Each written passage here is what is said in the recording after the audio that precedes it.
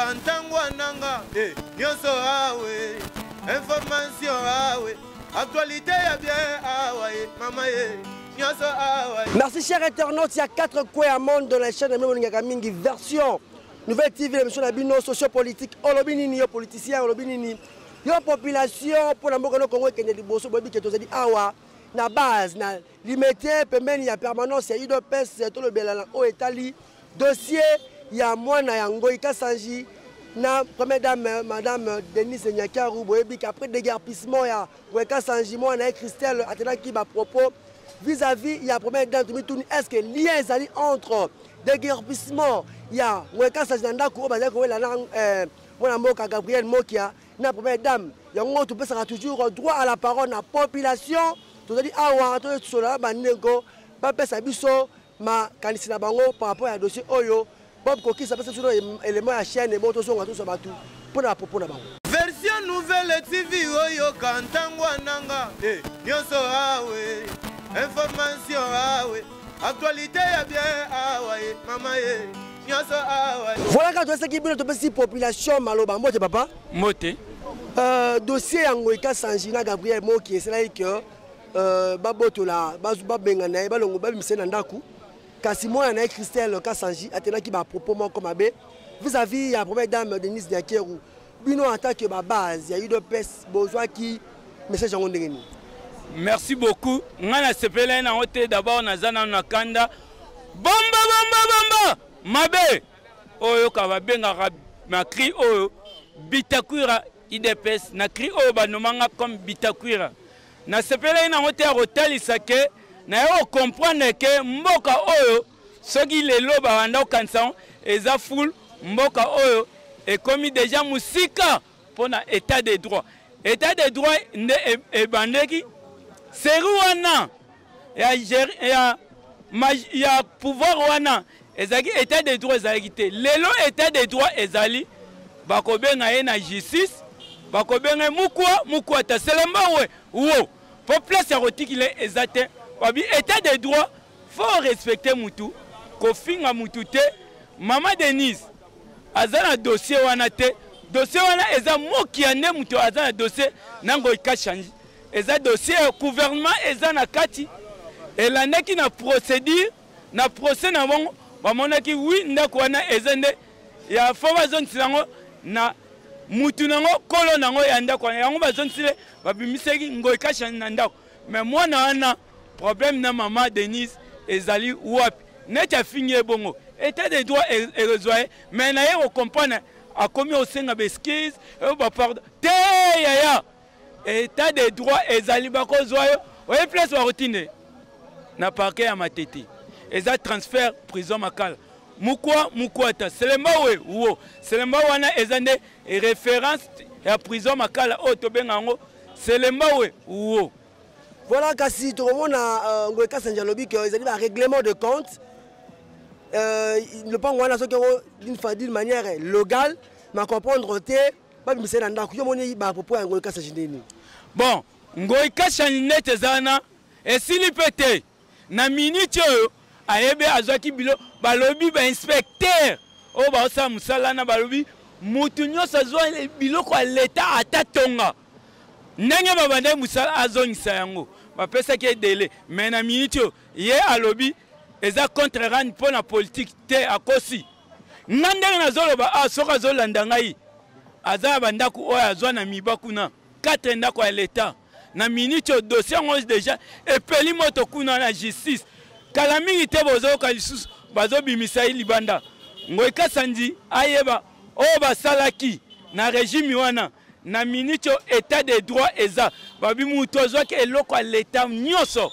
na détournement basala bango mukwa na sepeli kaka makasi mpona bainspecteur wana mosala baosala 100% nayebi bamenasaki bino makasi mais président de la république ayoki ndenge tolobaka achange bango bapoliticien atie bango siko bana mura baza pembeni na bango baosurveille bango batela bango malamu mpo bazosala mosala moko malamu na kati ya mboka na biso epesa victoire na kati ya peuple. Voilà epesa victoire na kati ya peuple congolais papa Mote Tout ça, le dossier à Ngoïka Sanji. Moi, Ngoïka Sanji, après que je papa na Nandaku, attendant qu'il m'a proposé encore ma belle vis-à-vis, il y a première dame, Madame Denise Nyaker, qui s'est dit. Tout là, c'est lié entre Madame, première dame Yambo Canabiso, n'a de guerre, puis Simon Ngoïka Sanji. Moi, qui est qui message en bon, message très attristé. Très attristé pour l'éducation, il y a jeunesse au Kabila, Sali Namboka. Pour ceux qui sont la génération bien éduquée, moi, je suis dépassé l'éducation. Pour hasard, je suis fini maman. Donc, l'éducation, il y a que papa n'a fait un diamatifère. Le diamatifère, c'est une éducation. S'il était élevé par un intellectuel, on pouvait un peu comprendre. Mais tellement que moi, on éduqué par un diamatifère, alors c'est plongé dans l'eau. Pour moi, il mérite un peu, puisque la valeur, c'est la valeur. Awa toza régime ya kabilate, oh bah ko toucher maman présidente na niveau moko à supporter, puisque la façon, la valeur dont la maman est dans la République ne mérite pas le niveau de l'enfant de Ngoïka Sanji. Ngoïka Sanji, c'est un diamatifère, un voyou qui n'a pas étudié. Il a manqué les éducations à ses enfants. Voilà maintenant les fruits. Alors tellement que ceux que papa aux alliés responsables aux à charge à éduquer banete. Vous voyez que vous-même à partir de vous, alors vous avez abîmé tout. Alors moi nazo mérité punition naie pour qu'on a éduqué génération monsieur Sekoya. Puisque qui a s'excuser alors que non balimbisaye asengi bolimbisi. Est-ce que boko limbisaye est-ce que bako kanga par rapport à propos tenir vis-à-vis à première dame. Toyebi que la justice chef de l'État a dit que oyo ata ozalaki ndeko na ngai tozalaki masi na ngai tobanda kolia na yo mais soki otie maboko na eloko ezangami ke eza droit de justice tu dois mériter. Alors soki moto asali eloko ezali justice te il faut ezala exemple eza makambo ya pardon te. S'il s'agit du pardon, c'est le parquet qui va lui pardonner. Ce n'est pas la population, ce n'est pas la maman. Non, maman doit prendre sa charge ayiba ke ngai nde naza boye nazo charge ya population mobimba. Azako représenter en aucun jour. Alors comment il doit toucher une personnalité qu'on ne peut pas toucher? Alors l'enfant doit subir, il faut subir une punition conformément à la justice. La justice doit être modèle. Voilà. Ça par la famille présidentielle. Voilà, la justice doit être modèle. Voilà, dossier à Christelle Kassonji, la première dame. Comment on a pris des guerpissements et Ngoïka Sanjenda qu'on a un dossier de Gabriel Mokia. Moi, on a tenu propos mon et ma belle vis-à-vis à première dame. Yo qui message on dit. Les comportements na bango eux bandeli pas papa na bango. Papa na bango na élection a beta ba maman Fimbu na Kasai kuna. Vous savez image wana? Ba préveza na za na image ate e bani Congo mobimba. A beta ba maman Fimbu. Pona ki atuna bango ke bo voter nani ba mama balobi to voter numéro 13 akeva na nanda kwa bimi azongi bo voter nani to voter numéro 13 akeva na nanda kwa bimi bo voter na to voter numéro 20 ba balobi 20 acha ba pembeni ba balobi 13 acha ba abeta ba balobi 20 ni ba Fimbo belé na Kasai kuna eza comportement na bango yepe Ngoïka Sanji na finga ka makasi comportement na mwana na yepe azu yango. Il y a au moins na réseaux sociaux image etambola zo finga maman Denise na lopanga mokia azana intérêt ni na lopanga wana là par rapport ya moko Ngoïka Sanji lobi ezali état de droité ezali ba règlement de compte. Est-ce que c'est ba règlement de compte comment on a ndenge basali de garpissement lopanga na ye pour habitation qui lopanga wana de manière légale tamba kanga mwana na ye wana ndia ko yeba état de droit. Bakanga mwana na etango nde akoyeba ke eza état de droit tant bakanga mwana na parce que tant mwana na ya banda finga eza état de droit te tant bakanga ye ya na ekomi état de droit. Merci.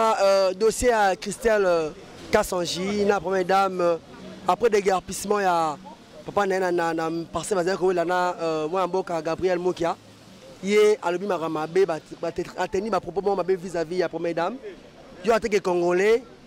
Bon, le problème est que biso to ba congolais Congolais, il faut respecter pe mibeko ya mboka na yo. Est-ce que ayebi ke injure eza mabe? Est-ce que ko finga mutu ata so fingi mutu imbécile, soki mutu ana ke ko porter plainte au na justice au samba eza ba peine nango. Biso, nga etake Congolais, etake patriote, etake pe combattant ya IDPS. Azali ko yebisa ye, moi si wana lokola mesana kosimba mutakala ya tata na ye. Poto mona ba video oyo nenga zo welela na mama na ye mobali. Lokola mesana kosimba mutakala ya tata na ye, ameka kosimba ba personnalité ya batu mususu te. Comme ye alobi asolaka na Olive. Azela le ba kokanga ye mibeko kosambisa ye, abenga Olive aya asambelela ye. Ye na ndenge bavandi ba diriger biso pendant 19 ans oyo ba botoli ba mapango ya batu. Babomi batu ba assassiner batu ye papa na ngo ekasanji banda obenge Terminator. Banda obenge Jack Bauer. Terminator ko boma batu na mbujima na banini kuna. Ya yebe teke mandale était silaka, suka ya ren pe silaka. Yo sambina na Gabriel Mokia. Lupangu na ye botolaka. Amemi bino na justice comme justice est commis indépendante. Amemi ba preuve na ye laksi ke lupangu wana eza ye. Ba pesi raison. Yo memi ba preuve te ba résultat la kisi ke lupango eza yo. L'air l'état a sali droit na ye a ko de guerre pi bino bobimi. Yo comme finga mama Denise. Mama Denise azali mama ya biso ya mboka mobimba o aza première dame. Mama Denise aza muninga na yo te Christelle. Soki obimaka na tata na yo mwana mutakala ya tata na yo eza te o sakana na batu nyonso tu. Asengi bolimbisi Bolimbisi na ye etali biso te.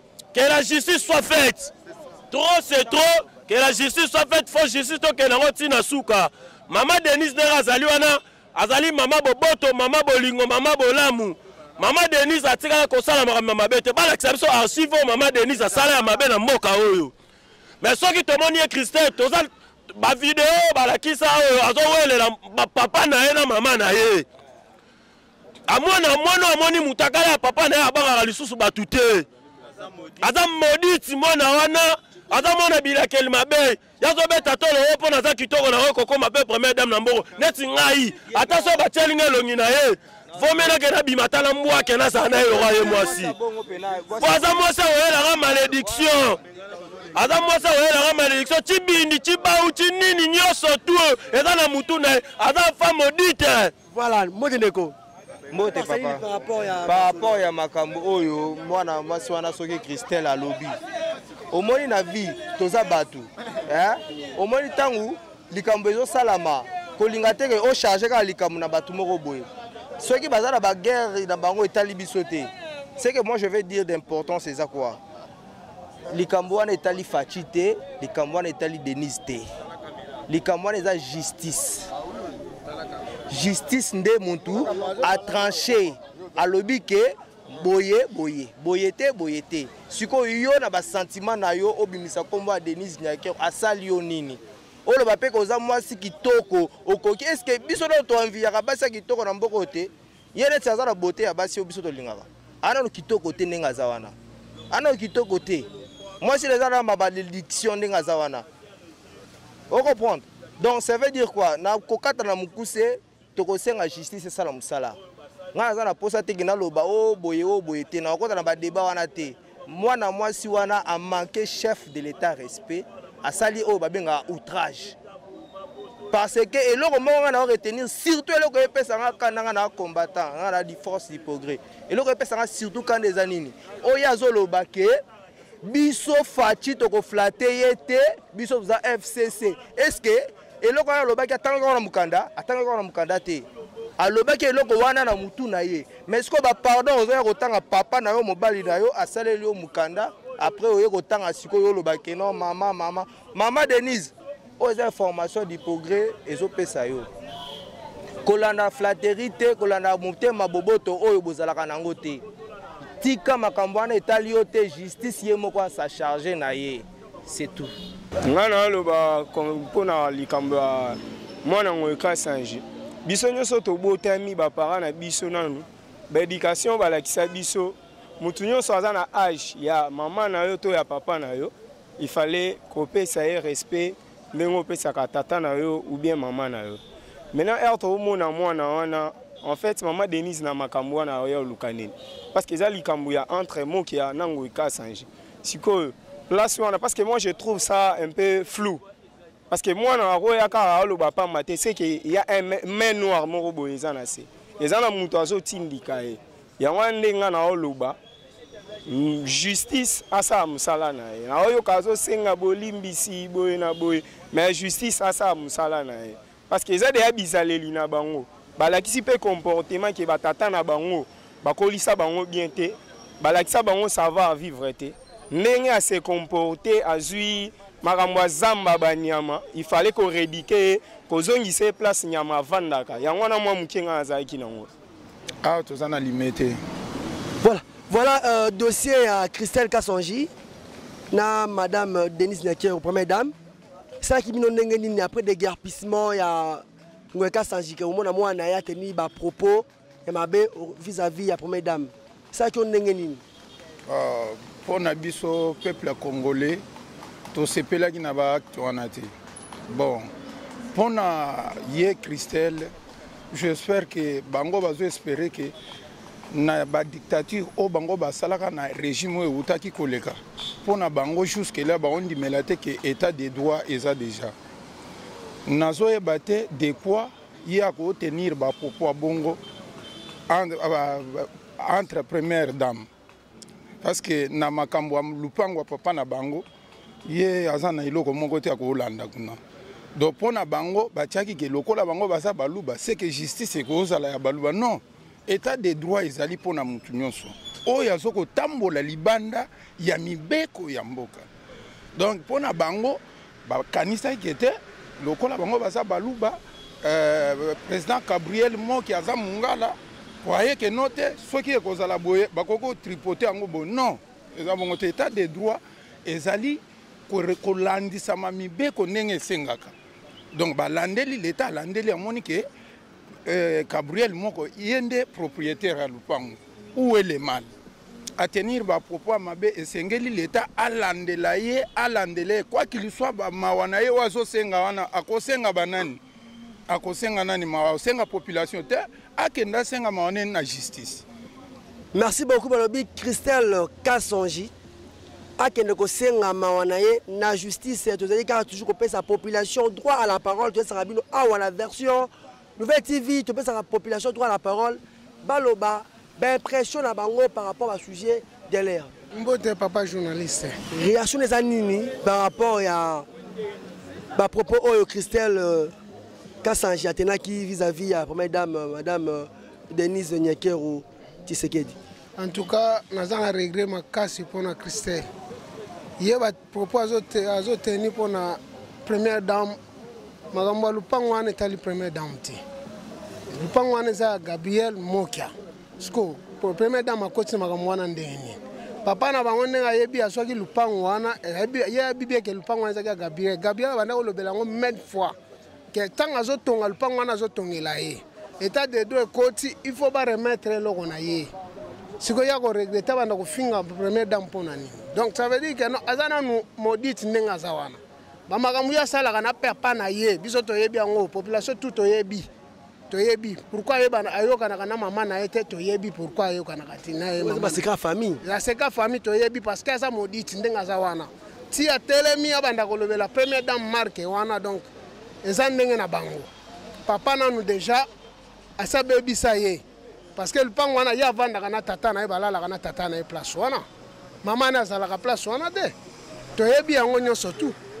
Alors, makambo nyonso wana tozoloba ya yeba ke déjà ndenge azana bako ata ba pardon sengi bako pardonner ete il faut que ndeko samba akosamba na mama Denise ndenge aza wana ba pardon tout bazo senga wana eza lokuta ça lobi buzoba ye ndenge azana yo sa sentika koza la première dame soit quand si papa na ya kozalaka un jour président na mboko pazo ya comme c'est première dame ndenge azalaka mwasi na ye ekosimba te alors ndenge bazawana eza pasi biso ngezolo bato na 10e ri ba combattant 10e ri tozali tozolo belango donc aye bango déjà que buzoba ya sa sali ata sengi pardon ekosimba ata mukete basakani makasi mboka ezalaki ya bango te mboka eza kaka ya baluba te eza mboka ya bakongolais nyonso soki akanisa ye neti président aza moluba akokotela bango ekosimba te Voilà, bozali maloba na ngai te ezali maloba ya combattant ya UDPS awa na 10e ri balobi président azali président ba congolais nyonso. Mbote ndeko? Mbote. Ndeko na ngai dossier ya Christelle Kasonji na première dame après des guerres pisi papa na ye. C'est là que a tenu ba propos moko mabe vis-à-vis ya madame Denise Nyakeo Tshisekedi première dame. Yo ozaki message yango ndenge c'est là que yo ndenge nini? Bon, pour moi, on a trouvé que c'est normal parce que les années sont bonnes. Mais c'est important les années. Il y a aussi pardon. Mais ils sont dimi de l'imbici. Mais l'État a ça la moussala naï. Pas beaucoup de babete bal coup de rataye. Hein? Mais à 5 ans on a limbisa mutango. Mais ce qu'on a binini justice à ça musana pour jour musu arene ko répéter pas mutu musu super asali so angosu donc c'est la justice ni asala musana donc là le ba mingi za na ngote donc ce qui ko limbisa to limbisi mais l'état né ce qu'on a ça la ngondi ka donc sina biso ngana l'état né ça musana donc voilà to comme na suka émission na bino socio-politique olobinini yo politicien olobinini yo population pour na mboka no Congo kende liboso tozaki na dossier ya Christelle Kasonji na madame première dame maman Denise Tshisekedi Nyakeru pona o etelamaki après déguerpissement ya ngweka sejanda ko bazaki ko na Gabriel Moke to esaki bino yango kasi bo kindenge force du progrès balobi justice ça la musana yango état de droit tozali na besoin de justice indépendante équitable chef de l'état zali président congolais nyoso n'est-ce pas que azali Muluba les aïtés comme ça Muluba a privilégié car Muluba soit c'est ma bête bon monde déjà sort ya ngweka sanji na dossier na bango ya Gabriel Mokia nga azaki na sangomaka sur ça mission oyo na Olivier Mbwangi le caméraman de guerre to kitaki awa azaki au four et au moulin Bob Kokisane asali bilili oyo po sepela bino nyonso na 4 coins ba diaspora bozui boki ndenge ba combattant ba manifester ral bon na bango ba sentiment ba lobeli bango ba émotion bazaki na yango pour na dossier oyo TV za radio te ngana bino tukutani mukozeli koya bye version nouvelle TV oyo kantangwa nanga nyonso awe information awe actualité ya bien awe mama nyonso awe